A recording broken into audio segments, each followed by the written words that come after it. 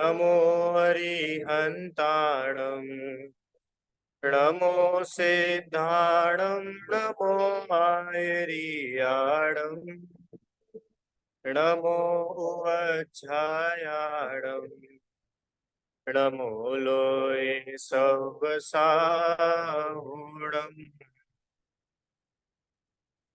तीन भुवन में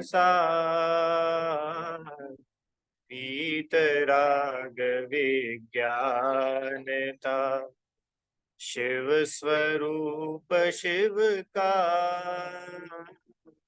नमः त्रियोग संहारी के। परम मांगलिक ग्रंथ छह ढाला की हम लोग आज से कक्षा शुरू कर रहे हैं। ये छह ढाला अपने आप में बहुत ही महान शास्त्र है। जितना ये महान है उतना ही ज्यादा ये सरल है। इतना सरल है कि आप बस इसको पढ़ते जाओ और समझते जाओ। छह ढाला को छोटे समय सार की उपमा दी है। छोटा समय सार, गागर में सागर, ऐसी ऐसी इस ग्रंथ को उपमा मिली है। बहुत अद्भुत यह ग्रंथ है। और मेरे ख्याल से दिगंबर जैन समाज में एक व्यक्ति भी ऐसा नहीं होगा जो छह ढाला के नाम से अपरिचित हो। भले ही आपने पढ़ी हो या ना पढ़ी हो, तो छह ढाला कुछ होती है, ये हमने नाम तो सुना ही होगा। कुछ चीजें तो ऐसी है जो सभी जगह कॉमन है, जैसे भक्तामर स्तोत्र, प्रभु पतित पावन, राजा रानी छत्रपति, छह ढाला, तत्वार्थ सूत्र, बराबर। ये चीजें सब जगह कॉमन है। तो इतना ये उत्कृष्ट महान ग्रंथ है। हम सब लोग अच्छी विशुद्धि के साथ में इस ग्रंथ का आज प्रारंभ कर रहे हैं। इसकी शुरुआत में सबसे पहले हम ये देखेंगे कि कोई भी ग्रंथ प्रारंभ करते हैं तो उस ग्रंथ को प्रारंभ करने से पूर्व छह बातें बताई जाती है। छह बातें अपने जानने योग्य होती है। कौन कौन सी छह बातें? सबसे पहले तो ग्रंथ का नाम,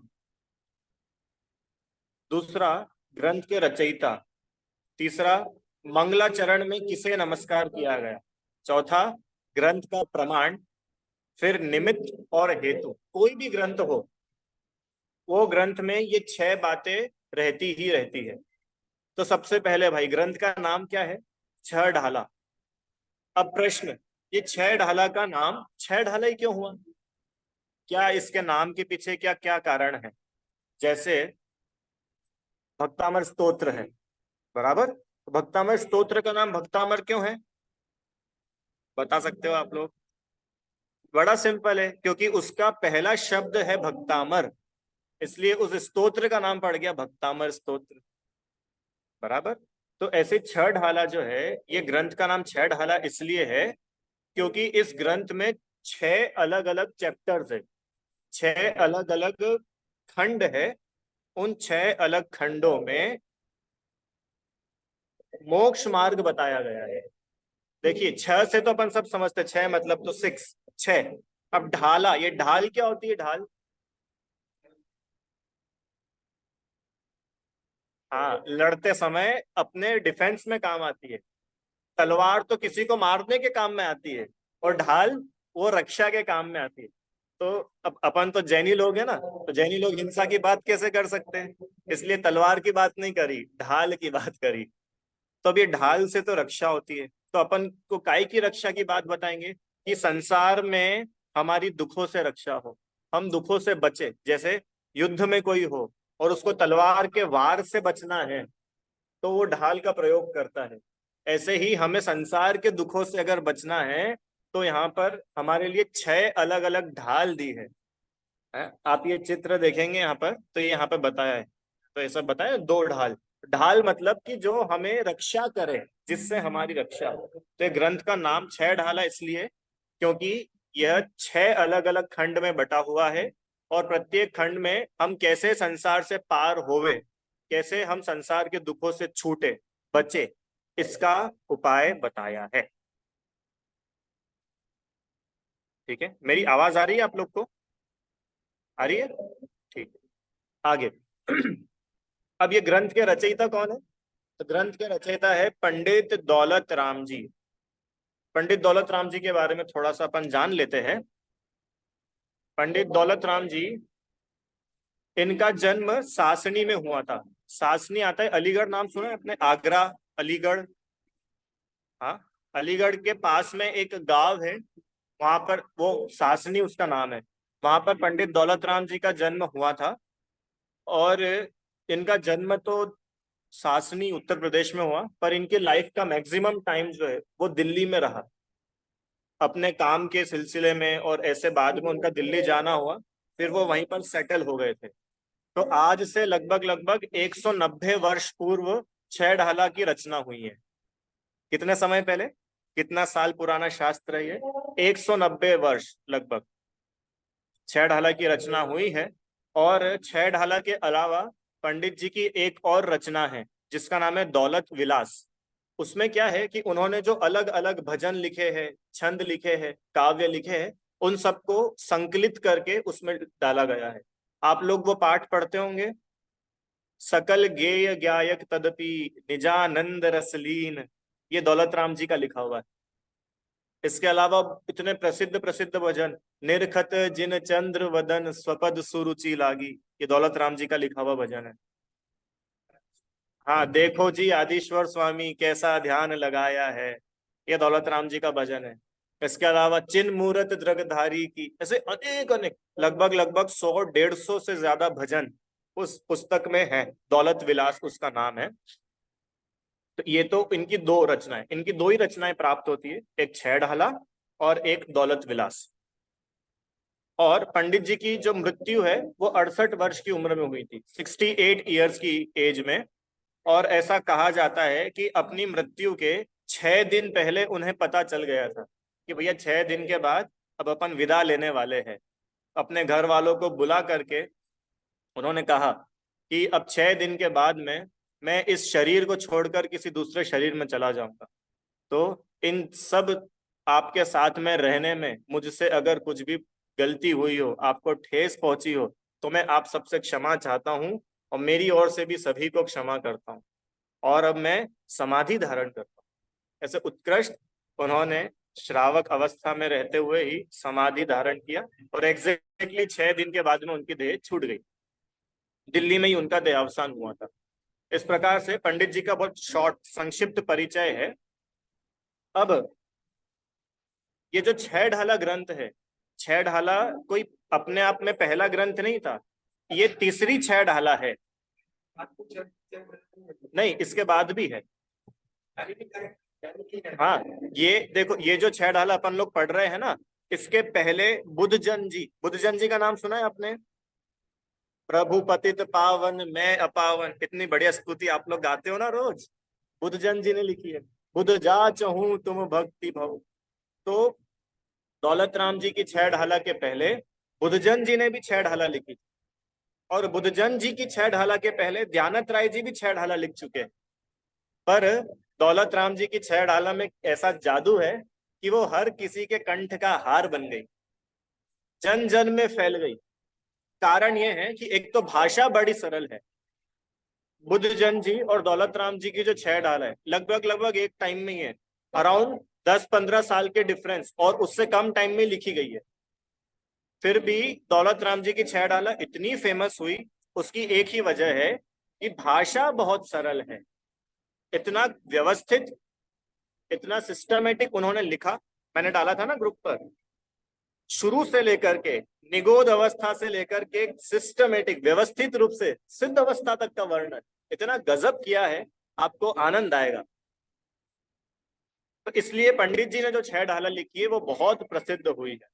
और ये छह ढाला की रचना अक्षय तृतीया के दिन पूरी हुई थी। अक्षय तृतीया के दिन और भी कुछ हुआ था क्या? कि हाँ भैया, हम वो सोने का हार लेकर के आए थे, बड़े समय से हमारी इच्छा थी, और हमारे पतिदेव अब माने तो इस साल अभी लेकर के आए। कि वही सोने का हार नहीं, अक्षय तृतीया के दिन आदिनाथ मुनिराज का हार हुआ था, याद है ना? तो वो उसी अक्षय तृतीया के दिन, वैशाख शुक्ल तृतीया, इसी दिन छह ढाला की रचना पूरी हुई थी। ठीक है, बहुत अद्भुत ग्रंथ है, बहुत बढ़िया है। और ये मानो ये छह ढाल अपने आप में पूरा मोक्ष मार्ग समेटे हुए है। मैं तो कितनी बार बोलता हूं, आपको भगवान बनना है, आपको मोक्ष जाना है। अगर आपका उत्तर हाँ है तो आपके लिए 6 डाला काफी है। सब आ गया, इसमें कुछ भी नहीं छूटा। ध्यान का स्वरूप, श्रावक का स्वरूप, मुनिराज की क्रियाएं, इसके अलावा 4 गति के दुख, सम्यक दर्शन, सम्यक ज्ञान, सम्यक चारित्र, सब आ गया। 7 तत्व, 6 द्रव्य, सब आ गया। इतना गजब का ये ग्रंथ है। दो बातें हुई, ग्रंथ का नाम 6 ढाला और ग्रंथ के रचयिता पंडित दौलत राम जी। ठीक है। अब तीसरी बात, ये ग्रंथ के मंगलाचरण में किसको नमस्कार किया गया है। अलग अलग मंगलाचरण होते हैं ना, जैसे नमोकार मंत्र है। नमोकार मंत्र मंगलाचरण है, षट खंडागम ग्रंथ था, जो श्रुत पंचमी के दिन ग्रंथ पूरा हुआ था ना, तो उस मंगलाचरण में पंच परमेष्ठी को नमस्कार किया। ऐसे ही तत्वार सूत्र ग्रंथ है, तो तत्वार सूत्र में किसको नमस्कार किया गया। वर्धमान, नमः श्री वर्धमानाय, है ना। तत्वार सूत्र का है ना, नहीं, रत्नकरण, रत्नकरण श्रावकाचार्य, नमः श्री वर्धमानाय निर्धूत कलिलात्मन, तो उसमें वर्धमान महावीर भगवान को नमस्कार किया। ऐसे ही हाँ, इसका मोक्ष मार्ग से नेतारम भेत्तारम कर्म भूभृताम ज्ञातारम विश्व तत्वानाम वंदे तद्मुनि, तो इसमें अरिहंत भगवान, सिद्ध भगवान को नमस्कार किया मुख्य रूप से। तो भाई 6 ढाला में किसको नमस्कार किया गया है, कि 6 ढाला में वीतराग विज्ञानता को नमस्कार किया है। ये है कि वीतराग विज्ञानता कौन से नंबर के भगवान है भैया। हमने तो 24 नाम सुने हैं, और थोड़े बहुत हो तो बाहुबली, भरत, रामचंद्र जी, हमने तो इनका नाम सुना है। ये वीतराग और विज्ञान, तो ये कौन से वाले भगवान है, कि भैया ये वीतराग और विज्ञानता भगवान नहीं, भगवान के गुण हैं। पंडित जी ने उन गुणों को नमस्कार किया है। तो अद्भुत मंगलाचरण है, पढ़ेंगे अभी अपन, उसका अर्थ भी समझेंगे। 3 बातें। अब चौथी, कि भैया ग्रंथ कितना बड़ा है, आप कितने टाइम में पूरा करोगे, कि वो मेरे से मत पूछो। होने को तो 2 महीने में भी हो जाए, और ना होने को तो साल भर भी चले, तो उसकी मैं कोई गारंटी नहीं देता हूँ, पर एक गारंटी मैं दे सकता हूँ कि आनंद बहुत आएगा। ठीक है। भैया अब है कितना बड़ा ये तो बताओ, कि इस पूरे ग्रंथ में 96 छंद है। कितने छंद है, 96। मतलब जो 6 ढाल है ना, 6 अधिकार, उन 6 अधिकार में टोटल मिला करके 96, 96 छंद है। ये उस ग्रंथ का प्रमाण है, इतना बड़ा ये ग्रंथ है। आगे, अब भैया ये ग्रंथ लिखा क्यों गया, पंडित जी को क्या हो गया था जो उन्होंने ऐसा लिखा, क्या निमित्त है, कि भव्य जीवों के लिए। निमित्त मतलब पता है आपको, निमित्त मतलब कारण। किन के कारण से, किन के लिए ये ग्रंथ है, कि भव्य जीवों के लिए। तो भैया हमारे लिए है कि नहीं, हम पढ़ सकते कि नहीं 6 ढाला। क्योंकि लोग ऐसा बोलते कि भैया ये कोई सा ग्रंथ है, इसको हम पढ़ सकते कि नहीं, श्रावक पढ़ सकते कि नहीं। तो बोल रहे कि 6 ढाला तो उन सब के लिए है जिनको मोक्ष जाने की इच्छा हो। तो अब आप जितने लोग यहाँ पर है, आपकी मोक्ष जाने की इच्छा है क्या, हाँ कि ना। देखो आप लोग अपना वीडियो ऑन करोगे तो अच्छा रहेगा, और नहीं कर सकते हो तो आप चैट में तो लिख करके बताते रहना। कुल मिला करके सो मत जाना, नहीं तो वीडियो बंद में पता नहीं चलता है कौन जाग रहा है कौन सो रहा है। तो भाई आपकी मोक्ष जाने की इच्छा है कि नहीं, भैया हमारी है इच्छा, तो फिर आप भव्य हो। ये ग्रंथ आपके लिए है। ठीक है, किसके लिए 6 डाला, अपने लिए, दूसरे के लिए नहीं है। दूसरा दूसरे की जानेगा, ये तो अपना, अपने लिए अपने को देखना है। तो यहाँ पे इतनी अच्छी बात बताई उन्होंने, Y Y Daulat Ram ji is writing 6 ढाला, क्योंकि भव्य जीवों का कल्याण हो, इसके लिए वो लिख रहे हैं। ठीक है। अब लास्ट, हेतु। हेतु मतलब ये ग्रंथ पढ़ने का फल क्या है। भैया हम 6 ढाला पढ़ लेंगे, समझ लेंगे, तो इससे हमको क्या मिलने वाला है। हम्म। अब सबके अलग अलग आंसर्स हो सकते हैं। कोई बोलेगा हमको 6 ढाला याद हो जाएगी, ये भी हो सकता है। किसी को ऐसा हो सकता है कि भैया हमने बचपन से बहुत नाम सुना था 6 ढाला, एक बार हम बहुत छोटे थे, एक महाराज जी आए थे, वो महाराज जी ने भी 6 ढाला पढ़ाई थी, पर वो उस समय हमको कुछ समझ नहीं आता था, तो सोचा इस बार थोड़ा पता चल जाएगा। तो उन्होंने तो अल्टीमेट चीज बताई कि ये 6 ढाला क्यों पढ़ना, वाई मोक्ष के लिए। कि कैसी मजाक वाली बात कर रहे हो भैया, ये तो पांचवा काल है, कि पांचवे काल में मोक्ष हो सकता है क्या? हाँ, अगर छह डाला चौथे काल में लिखी होती तो हम आपकी बात मान लेते। पांचवे काल में कोई मोक्ष होता है क्या अंकल जी? पांचवे काल में मोक्ष होता है क्या? तो फिर ये हटाओ, छह डाला हमको नहीं पढ़ना। क्यों? मोक्ष ही नहीं होता है? कि अरे रुको रुको, शांति, धैर्य रखो। मोक्ष भले ही ना होता हो, पर मोक्ष का मार्ग अभी चालू हो जाता है। समझ में आया कि नहीं? अभी क्या चल रहा है? बरसात। इसके बाद क्या आएगी? ठंड। तो फिर अभी आम के जो पेड़ है, उन आम के वृक्षों पर आम के फल दिख रहे हैं क्या आप लोगों को? जाकर के देखना। नहीं है तो फिर वो सारे पेड़ काट दे? कि नहीं मत काटो, इन्हीं में आएंगे, गर्मी आएगी ना, इन्हीं में फल आ जाएंगे। ऐसे ही अभी भले ही मोक्ष ना हो, कोई बात नहीं, पर मोक्ष मार्ग तो अभी शुरू हो सकता है। आप, मैं, अपन सब इस ही समय से, सौरभ भैया, ये क्लास के बाद नहीं, छह डाला पढ़ने के बाद नहीं, अभी इसी समय से, क्या टाइम हो रहा है? 9:04। इस ही समय से अपना मोक्ष मार्ग शुरू कर सकते हैं। कि भैया कोई फॉर्म वगैरह भरना पड़ेगा क्या? कि नहीं, बस आपको हाँ बोलनी है, मुझे भगवान बनना है, बस इतना एलिजिबिलिटी है। ठीक है? तो हेतु मतलब why, why we are studying Chhah Dhala, मोक्ष प्राप्ति के। ठीक है? इस प्रकार ये छह बातें ग्रंथ, हेतु मतलब उद्देश्य, what is the purpose, right? अब ये छह बातें ग्रंथ प्रारंभ करने के पूर्व बताई गई। कोई भी ग्रंथ होता है, उन ग्रंथ में पहले ये छह बातें बताई जाती। अब आगे मंगलाचरण, ये थोड़ा मैं स्किप कर रहा हूं, क्योंकि ये चलो देख ही लेते। ये छह ढाला में टोटल है क्या, इसकी विषय वस्तु, पूरी छह ढाला में क्या क्या आएगा। तो इतना तो समझ में आए, छह ढाला में छह अलग अलग चैप्टर्स है, अलग अलग खंड है। पहली ढाल में मिथ्यात्व के कारण जो चार गतियों में दुख होता है, चार गतियां, इन चारों गतियों में जो जो दुख होते हैं उनके बारे में बताएंगे। दूसरी ढाल में उन दुखों का जो कारण है, जिस वजह से वो दुख होते हैं, वो वजह क्लियर करेंगे कि भाई इस वजह से ये दुख हो रहे हैं। पहली ढाल में चार गति के दुख बताए, दूसरी ढाल में उन दुखों का कारण बताया, ये दुख हो किस कारण से रहे।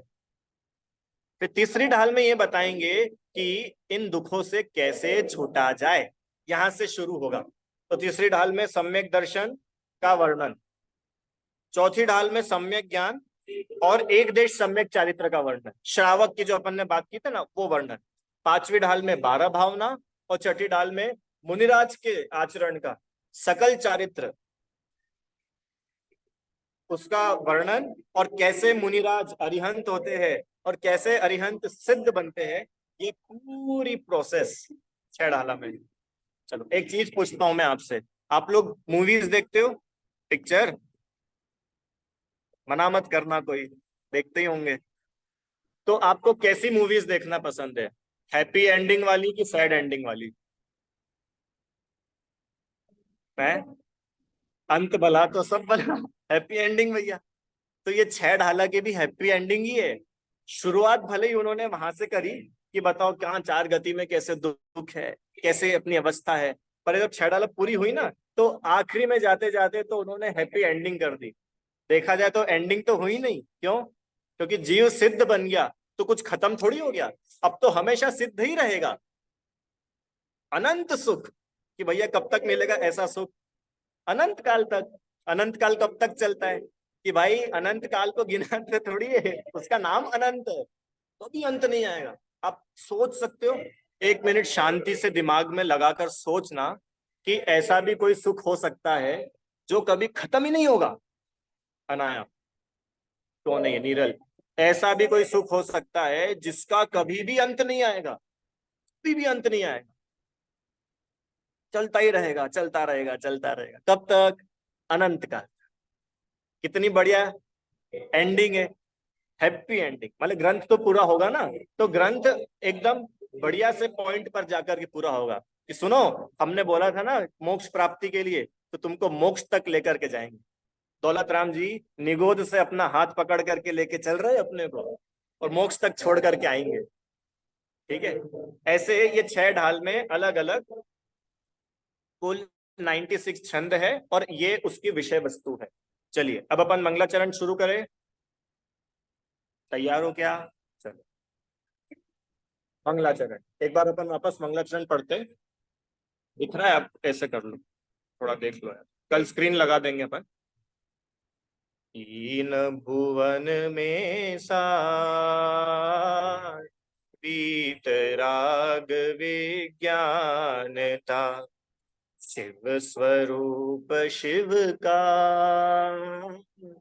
नमहु त्रियोग संहारिके। क्या बोल रहे हैं? मंगलाचरण में नमस्कार किया, मंगल किया। किसी भी कार्य को शुरू करने से पहले मंगल किया जाता है। मंगलाचरण क्यों किया जाता है? जिससे कार्य निर्विघ्न पूरा हो सके। हम जिस पर्पस को लेकर के हमने वो काम शुरू किया है, पर्पस पूरा हो, वो उद्देश्य पूरा हो, और हमारे इष्ट देव को नमस्कार करके हम काम कर रहे हैं, शुभ कार्य है ये मंगलाचरण। ठीक है। क्या है देखो, तीन भुवन में सार वीत राग विज्ञानता। तीन भुवन, तीन मतलब समझते सर? तीन मतलब तीन, थ्री। भुवन, भुवन मतलब भवन, तीन भवन, तीन खंड, तीन लोक। तीन भुवन में सार मतलब ये जो तीन लोक है ना, देखा आपने तीन लोक का नक्शा देखा? देखो यहाँ पर बना हुआ है नीचे, ये उसके अंदर देखा ना, ऊपर ऊर्ध्वलोक, बीच में मध्य लोक, नीचे अधोलोक।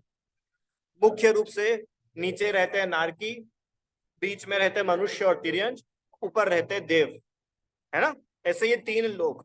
तो बोल रहे कि इन तीनों लोकों में सार क्या है? सार मतलब समझते हैं अपन? सार मतलब एक्सट्रैक्ट, निचोड़। तीन लोक में कोई ऐसी चीज बताओ कि जो बिल्कुल अल्टीमेट है। जैसे बोलते हैं ना भैया बहुत बड़ी कहानी है, यार तुम तो सार बताओ फटाफट, इतना टाइम नहीं हमारे पास। अल्टीमेट बताओ क्या है? विलेन जिंदा रहा कि मर गया? क्यों? ऐसे ही तीन लोक में सार क्या है?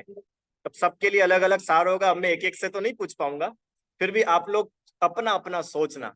तीन लोक तो छोड़ो, अपना मध्यलोक, और मध्यलोक में भी अपना भारत, और भारत में भी सबके अपना अपना शहर। क्या अच्छा है भैया? इंदौर की तो कचौरी बहुत अच्छी, नहीं पोहे, पोहे इंदौर के तो पोहे वो, जलेबी अच्छी। और मुंबई में क्या अच्छा है रुचि आंटी? ये हमारे वड़ा पाव अच्छा है। क्या? गेटवे ऑफ इंडिया तो भैया आप नहीं गए तो क्या मुंबई घूमा आपने? ये बोल रहे कि ये सब कोई सार नहीं है, इसमें दम क्या है? कैसी बात कर रहे हो भैया, क्यों दम नहीं है? सुनो, तीन लोक में सार कुछ है तो वो पैसा है। पैसा है ना?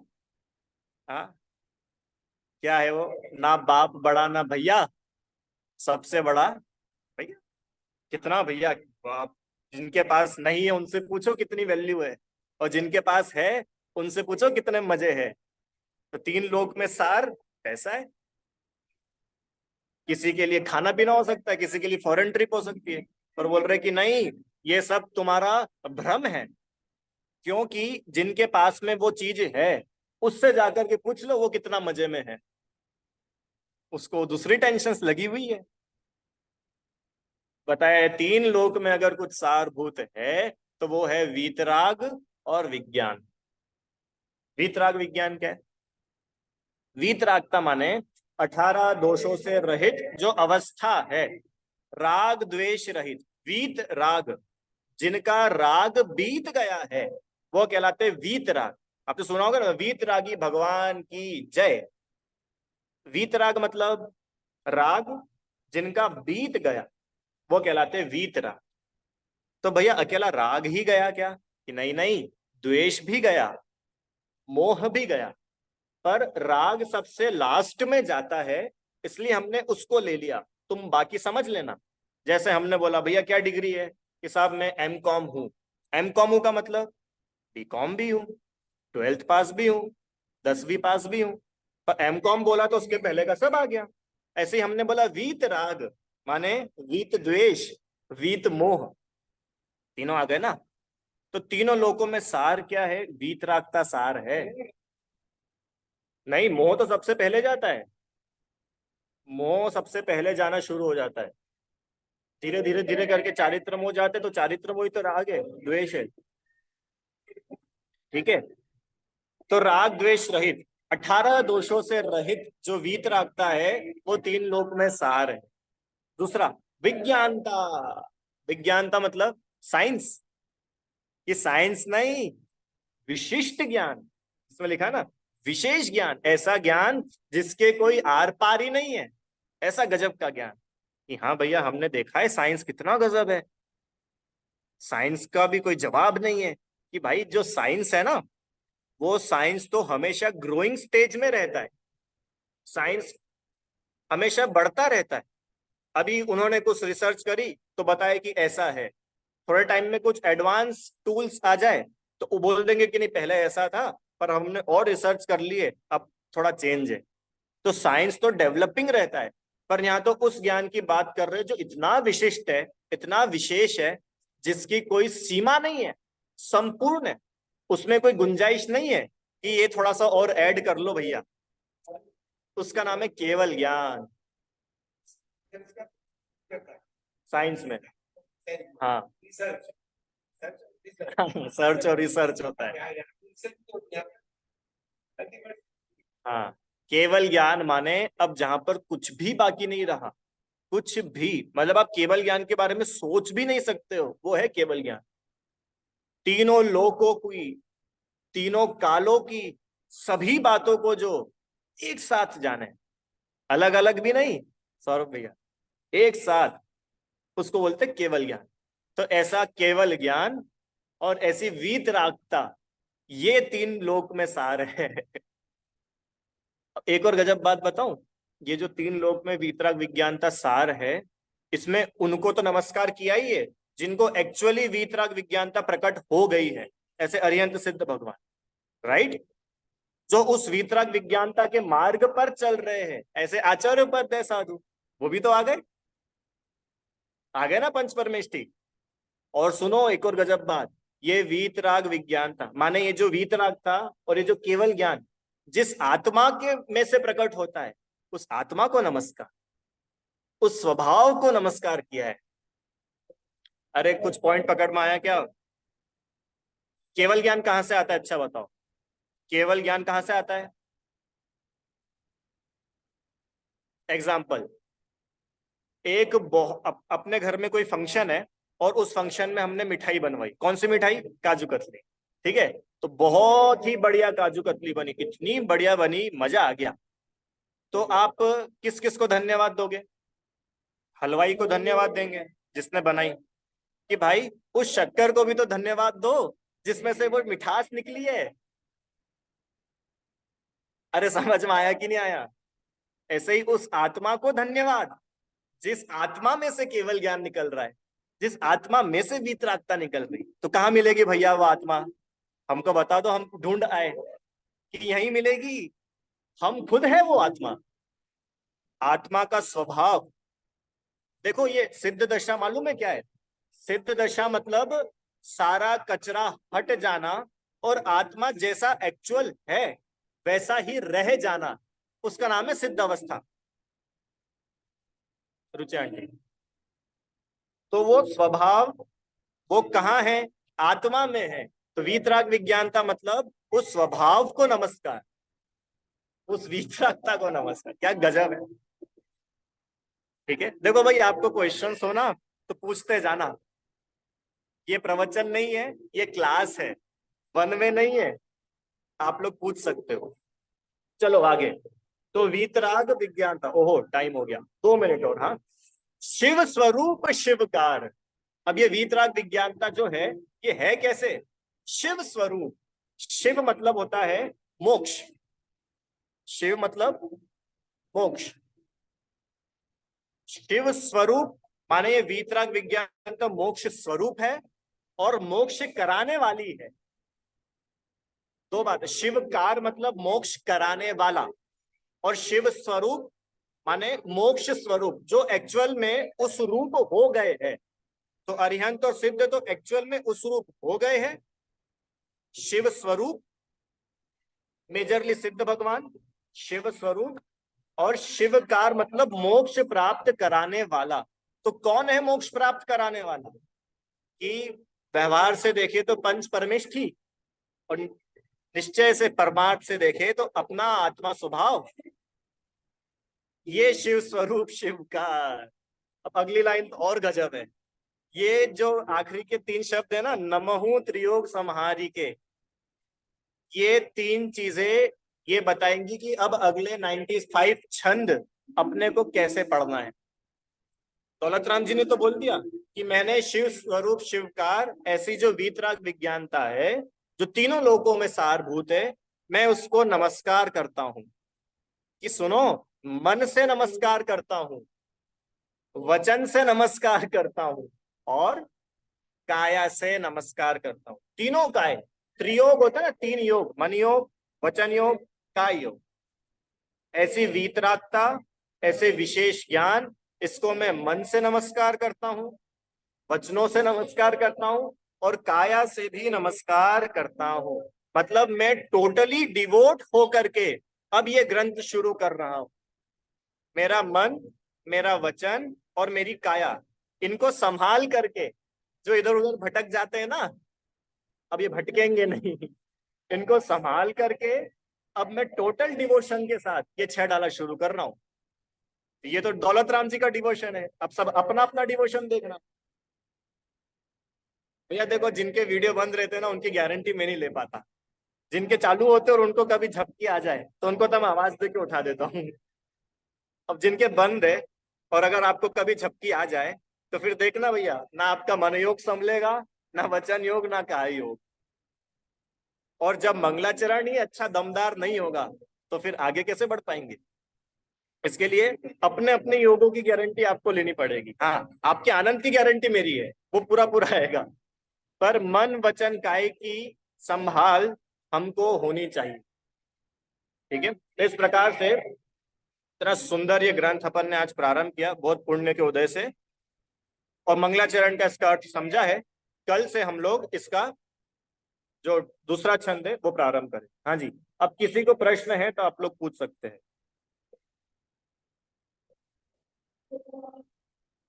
बोलिए भैया, अनम्यूट कर लीजिए आप।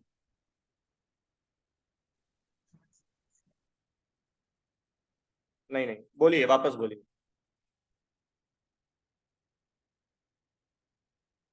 अनम्यूट दबाओ, अनम्यूट का बटन है।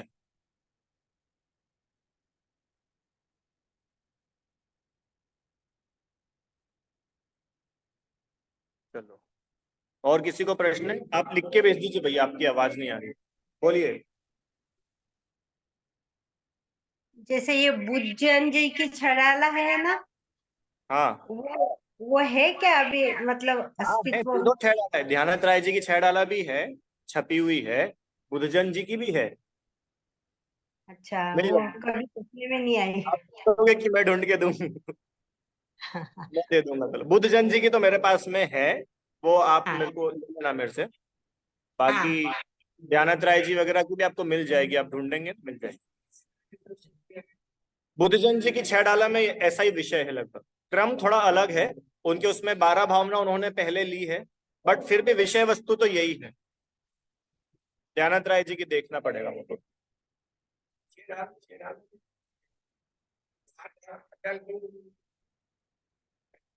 इनका प्रश्न है कि ये 6 ढाल तो ठीक है, 7 ढाल क्यों नहीं बनाई, 8 क्यों नहीं बनाई? तो भैया इस प्रश्न का तो कोई जवाब नहीं। वो 7 भी बना देते तो आप पूछते कि 6 क्यों नहीं बनाई, 8 क्यों नहीं बनाई? इसकी बात इतनी है कि भैया जितना विषय होना चाहिए वो पूरा इसमें आ गया, पूरा विषय आ गया। अरे जैसे तत्वार सूत्र है, तत्वार सूत्र में भी मोक्ष मार्ग ही बताया, उसमें 10 अध्याय लिखे। तो भाई वो तो विषय के ऊपर है, विषय जितने में समेटा जा सकता है उतने में बताए। मोक्ष मार्ग प्रकाशक जी है, उसमें भी मोक्ष मार्ग के बारे में बताया, पर वो तो 9 अधिकार तक तो मोक्ष मार्ग शुरू भी नहीं हो पाया उसमें। अगर वो ग्रंथ पूरा हो पाता तो कम से कम 4 से 5 हजार पेजेस का ग्रंथ होता वो। तो वो तो भाई लेखक जो लिख रहे हैं उनके माइंड में कितना विषय है, क्या उनका लिखने का क्राइटेरिया है, उस पर डिपेंड करता है। ठीक है, चलिए इतना ही रखते हैं ना, जिनवाणी स्तुति। हे जिनवाणी भारती तो ही जपू दिन रे, जो तेरी शरणागहे सो पावे सुख चैन। जा वाणी के ज्ञान से सूझे लोकालो, सो वाणी मस्तक नमो सदा देत हूँ ठो।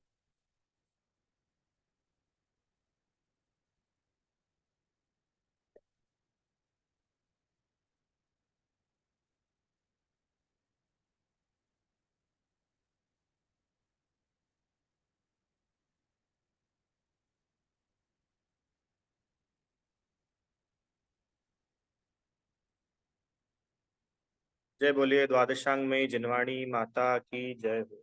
महान जैन धर्म की जय। जिन